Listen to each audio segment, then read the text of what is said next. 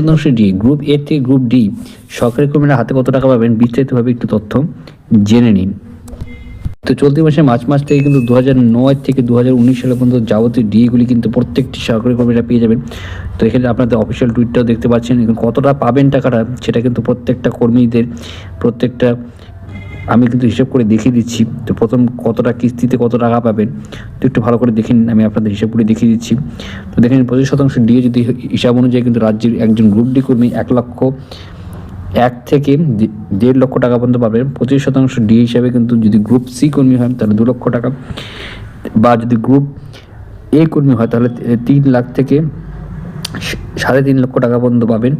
এবার যদি আসি এরিয়ার টাকা ঢুকলে একজন সর্বনিম্ন বেতনভোগী গ্রুপ ডি কর্মী কিন্তু 4 লক্ষ টাকারও বেশি পাবেন। 2009 থেকে 2019 সালে হিসাবে যদি ধরি আমি এরিয়ার হিসাবে, তাহলে আপনাদের গ্রুপ সি কর্মীর তাদের হিসাব কিন্তু 6 লক্ষ টাকারও বেশি পাবেন। এবং 25% ডিএ মিললে 7 থেকে 8% পেনশন অবসরপ্রাপ্তদের কর্মীদের প্রায় 1 লক্ষ টাকা পাবেন। ঠিক আছে, গ্রুপ ডি কর্মী যদি কথা বলি, 25% ডিএ হিসেবে 10,000 টাকা করে যদি পেনশন পাওয়া অবসরপ্রাপ্ত গ্রুপ সি কর্মীরা কিন্তু প্রায় 2 লক্ষ টাকা কিন্তু পাবেন 2009 থেকে। 2009 আগে যারা পেনশন পাবো তাদের ক্ষেত্রে কিন্তু এই বিষয়টা প্রযোজ্য রয়েছে। এবার 2009 থেকে 2019 সাল পর্যন্ত সার্ভিস করে তারপর তারা অবসর নিয়েছেন, সেক্ষেত্রে কিন্তু প্রথম সার্ভিস অনুযায়ী কিন্তু ডিএ হবে, পরবর্তীতে অবসরের সময়টা পেনশন হিসেবে কিন্তু ডিএ মিলবে।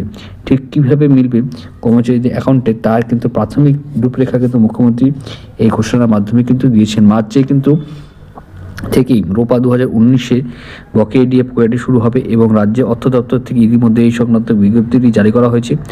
অর্থ দপ্তরের সেই বিজ্ঞপ্তি উল্লেখিত নিয়ম ও পদ্ধতি ধাপে ধাপে কিন্তু বকেয়া টাকা মেটানো হবে বলে নবান্ন সূত্রে কিন্তু বর্তমানে খবর রয়েছে। সুপ্রিম কোর্টের নির্দেশ মতো কিন্তু বকেয়া মহার্ঘ ভাতা মিটিয়ে দিবে রাজ্য সরকার বলে মমতা বন্দ্যোপাধ্যায় কিন্তু ঘোষণা করেছেন, এবং এটা কিন্তু কর্মচারীদের মনে খুশির সুর জিগেছেন। এই ঘোষণার পর কিন্তু কনফারেন্স অফ স্টেট গভর্নমেন্ট এমপ্লয়িজের এই আইনি লড়াই চালিয়ে যাওয়ার কিন্তু নির্দেশ কিন্তু আইনজীবী ফিরোজ স্বামী বলেন যে নিঃসন্দেহে কর্মচারীদের বড় জয়।